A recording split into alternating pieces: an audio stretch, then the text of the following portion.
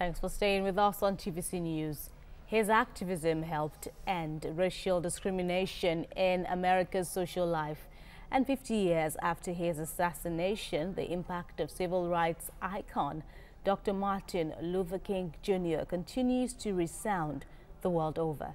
TVC News' Mufea Sheinku opens a window into the life and times of the man who helped shape history for blacks in the last century.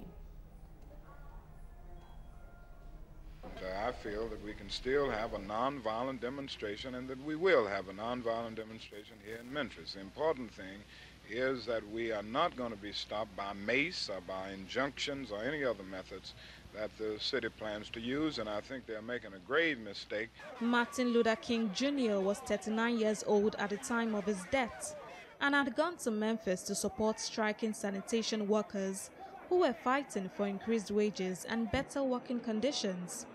Visitors still gather in Memphis at the balcony of the Lorraine Motel, where he died on April the 4th, 1968. Even, he's not here, I feel that his a spirit is with us now, and because of him, our human rights is getting better and better. So I feel really thankful about that.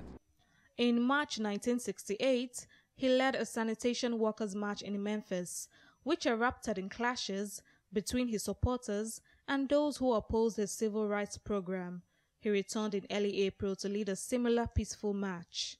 The evening before the planned march, he delivered his famous sermon at the Mason Temple Church of God in Christ, invoking the now iconic phrase, "I have seen the promised land."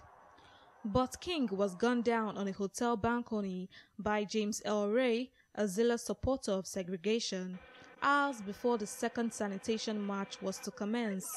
This singular act shook America to the core. America is shocked and saddened by the brutal slaying tonight of Dr. Martin Luther King.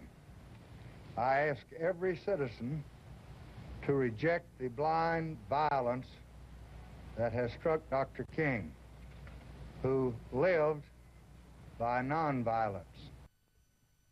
The hotel where King died is now dedicated as the National Civil Rights Museum, where visitors reflect on the legacy of the civil rights leader and the nation's progress in achieving racial and economic justice for all.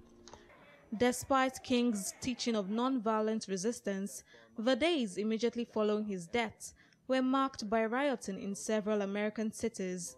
In many places, thousands of National Guard troops were deployed.